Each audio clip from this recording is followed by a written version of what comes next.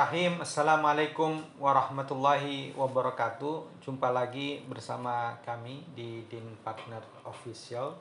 Teman-teman yang saya banggakan, dalam kehidupan sehari-hari kita seringkali melihat adanya segerombolan orang yang memiliki kekuasaan. Di satu sisi mereka memiliki kompetensi, kapasitas, kewenangan, kekuasaan, namun terkadang terkalahkan oleh mereka segerombolan kelompok yang memiliki kekuasaan lebih luas. Perlu diingat dan dicatat bahwa sistem negara kita adalah menganut sistem negara hukum, Rechtsstaat, bukan negara berdasarkan kekuasaan, Machtsstaat. Jadi jelas dalam hukum administrasi negara dibedakan antara kekuasaan dengan kewenangan. Kekuasaan itu tidak selalu dari undang-undang. Ada kekuasaan yang bersumber dari undang-undang, ada kekuasaan yang tidak bersumber dari undang-undang. Kekuasaan yang bersumber dari undang-undang, mereka memiliki legitimasi kewenangan untuk mengatur tata kelola kehidupan bernegara. Semisal kita perhatikan ungkapan bagaimana kewenangan atau wewenang mempunyai kedudukan penting dalam kajian hukum tata negara maupun hukum administrasi negara. Wewenang dalam hukum bukan berarti kekuasaan. Kekuasaan hanya menggambarkan hak untuk berbuat atau tidak berbuat. Dalam hukum, wewenang sekaligus berarti adanya hak dan kewajiban yang melekat. Hak mengandung pengertian kekuasaan untuk mengatur sendiri dan mengolah sendiri. Sedangkan kewajiban secara horizontal berarti kekuasaan untuk menyelenggarakan pemerintahan sebagaimana mestinya. Dalam negara hukum, wewenang pemerintahan itu berasal dari peraturan perundang-undangan yang berlaku. Negara kita, Indonesia, menganut negara hukum. Kewenangan, kekuasaan yang dimilikinya bersumberkan dari peraturan perundang-undangan. Disitulah makna dari Machtsstaat. Sehingga upaya tindakan Eigenrechting, persekusi main hakim sendiri, yang kekuasaan untuk melakukan perbuatan main hakim itu sendiri dilakukan tanpa bersumber dari undang-undang, itu adalah bentuk Machtsstaat, adalah bentuk kesewenang-wenangan, adalah bentuk pelanggaran terhadap hukum. Jadi hanyalah pejabat publik yang oleh undang-undang telah diamanatkan untuk menjalankan peraturan yang mengatur tata kelola kehidupan bermasyarakat yang memiliki otoritas kewenangan untuk mengatur sebuah negara. Bicara wewenang atau kewenangan atau biasa dalam masyarakat umum diartikan sebagai berkuasa atau kekuasaan, itu semua mengacu dalam bahasa Belanda. Istilah Belandanya adalah bevoegdheid. Bevoegdheid bisa diartikan kewenangan, kekuasaan. Dalam buku Miriam Budiarjo yang bukunya menjadi kitab suci, buku Sospol, ilmu dasar-dasar ilmu politik, menyebutkan bicara kekuasaan adalah upaya untuk bagaimana cara mempengaruhi orang lain agar mampu bertindak, berbuat sesuai apa yang kita inginkan. Nah, sekali lagi saya ulangi, kekuasaan yang hanya bersumber dari undang-undang lah yang dapat dibenarkan sesuai dengan sistem hukum, sedangkan kekuasaan yang tidak bersumber dari undang-undang adalah bentuk pelanggaran, penyimpangan dari sistem yang berlaku di Indonesia. Pengertian kewenangan dalam Kamus Umum Bahasa Indonesia diartikan sama dengan wewenang, yaitu hak dan kekuasaan untuk melakukan sesuatu. Melakukan sesuatu atau tidak melakukan sesuatu. Nah, kewenangan yang bersumber atau berasal dari peraturan undang-undang diperoleh melalui 3 cara.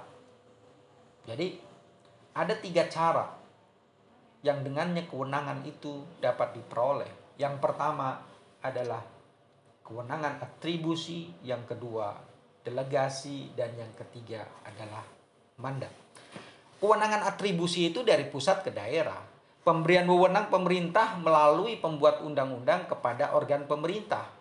Kewenangan atributif bila undang-undang dalam arti material menyerahkan kewenangan tertentu kepada orang tertentu. Pemberian wewenang pemerintahan yang baru oleh suatu ketentuan dalam peraturan perundang-undangan. Jadi di sini dilahirkan, diciptakan suatu wewenang pemerintah yang baru atau menetapkan organ pemerintah yang sudah ada. Ciri dari atributif contohnya adalah misalkan kewenangan tinggi negara seperti DPR, Presiden, yudikatif, MA, MK seperti itu, yang mereka memiliki tugas, kedudukan, wewenang yang telah diatur oleh undang-undang gitu.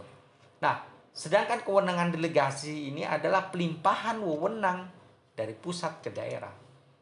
Contoh bicara mengenai undang-undang otonomi daerah yang kemudian adanya pelimpahan wewenang dari pusat ke daerah, yaitu ke gubernur, wali kota atau bupati untuk melaksanakannya. Ini contoh dari kewenangan delegasi. Pelimpahan wewenang perintah dari satu organ kepada organ pemerintah lainnya, ya. Jadi undang-undang organik pelaksana, peraturan pemerintah, kemudian peraturan daerah ada dalam rangka pelimpahan dari aturan atasnya untuk merealisasikan, melaksanakan aturan. Pada delegasi terjadi pelimpahan satu wewenang yang telah ada oleh badan atau jabatan tata usaha negara yang telah memperoleh suatu wewenang pemerintah secara atributif kepada badan atau jabatan tun lainnya. Jadi suatu delegasi selalu didahului oleh adanya sesuatu atribusi wewenang. Jadi adanya pelimpahan dari pejabat tata usaha negara, pejabat publik di bawahnya berangkat dari pusat. Ada pelimpahan wewenang. Kalau pelimpahan mandat itu terjadi ketika organ pemerintah mengizinkan kewenangannya dijalankan oleh organ lain atas namanya. Mandat di situ tidak terjadi suatu pemberian wewenang baru maupun pelimpahan wewenang dari badan atau jabatan tun yang satu kepada yang lain. Tidaknya adanya kewenangan. Mandat mewajibkan bahwa pejabat tertentu berdasarkan mandat dari pejabat tinggi di atasnya untuk menjalankan suatu perbuatan, suatu tindakan hukum tertentu yang sifatnya aksidental. Itu mandat. Nah, untuk mempermudah gambaran teman-teman mengenai sumber atau tiga kewenangan yang sumber tiga kewenangan ini bersumber dari tiga itu untuk dibedakan antara delegasi dan mandat. Delegasi itu pelimpahan, adanya pelimpahan wewenang dari atas ke bawah, dari pemerintah pusat ke pemerintah daerah dan selanjutnya, yang kemudian diwadahi oleh peraturan yang sifatnya dalam atribusi undang-undang. Delegasi itu memberikan pendelegasian dari pusat ke daerah. Sedangkan mandat perintah untuk melaksanakan. Adanya perintah dari atasan, misalkan Kementerian Dalam Negeri gitu, kepada pejabat, gubernur, pemerintah daerah, dan bawahnya. Ada perintah yang harus dijalankan. Dalam delegasi, kewenangan tidak dapat dijalankan secara eksidental oleh organ yang memiliki wewenang asli. Kewenangan asli dimiliki oleh misalkan legislasi adalah DPR. Dalam misalnya yudikasi adalah oleh Mahkamah Agung, ya kan? Dalam masalah Kementerian Dalam Negeri misalkan, itu kewenangan asli untuk mengatur Kementerian Dalam Negeri misalkan gitu. Kemudian memberikan mandat kepada gubernur atau pemerintah daerah atau aturan turunan lainnya. Itu dilaksanakan oleh mandans, dilaksanakan. Jadi sifatnya pelaksana, pejabat publik yang sifat daerahnya itu. Dalam delegasi terjadi peralihan tanggung jawab dari pusat ke daerah, adanya peralihan tanggung jawab.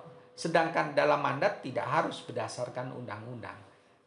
Kemudian tidak terjadi peralihan tanggung jawab karena sifatnya aksidental dalam mandat itu.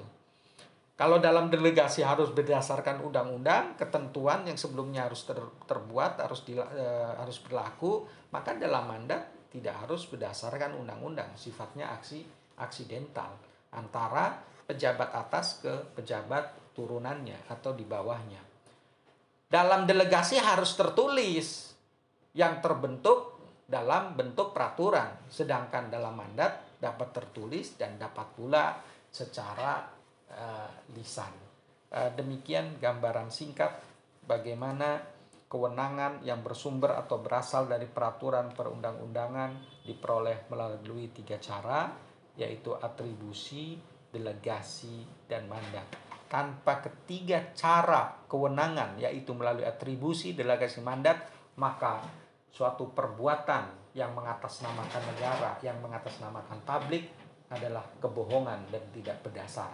Negara kita adalah negara berdasarkan hukum. Para pejabat harus dibedakan dengan jabatannya, ya. Para pejabat dalam menjalankan jabatannya, kekuasaan ini harus berdasarkan 3 sumber yang tadi saya sebutkan: atribusi, delegasi, dan mandat. Sekian dari kami. Wassalamualaikum warahmatullahi wabarakatuh.